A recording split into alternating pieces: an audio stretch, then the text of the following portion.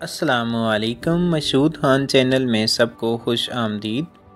جیسا کہ آپ جانتے ہیں کہ اس چینل کا مقصد آپ کو ہر آنے والے دن کی اہمیت کے بارے میں بتایا جائے کہ تاریخ میں آج کا دن کس اہمیت کا حامل ہے۔ تو بات کریں گے 50 سال پہلے 1973 ایندھن کا بحران، واشنگٹن، عرب تیل کی قیمتوں میں کمی۔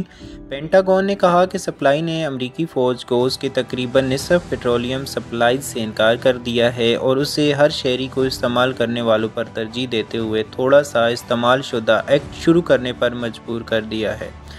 ایک اہلکار نے کہا کہ محکمہ دفاع کو گھریلو رسد سے روزانہ 3 لاکھ بیرل تیل کا نقصان پورا کرنا پڑے گا۔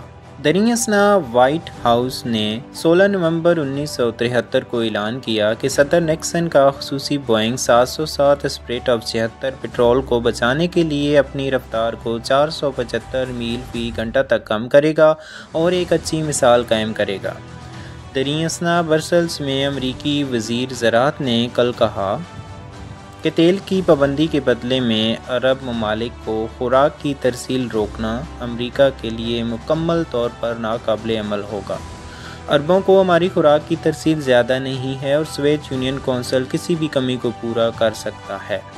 انہوں نے نشاندہی کی، تاہم امریکی نائب صدر کے نامزد کردہ جیرلڈ فورڈ نے کہا تیل کی کٹوتی کا مقابلہ کرنے کے لیے اگر ضروری ہوا تو امریکہ کو عرب ممالک کو خوراک اور تکنیکی برآمدات پر پابندی لگانے کے لیے تیار رہنا چاہیے۔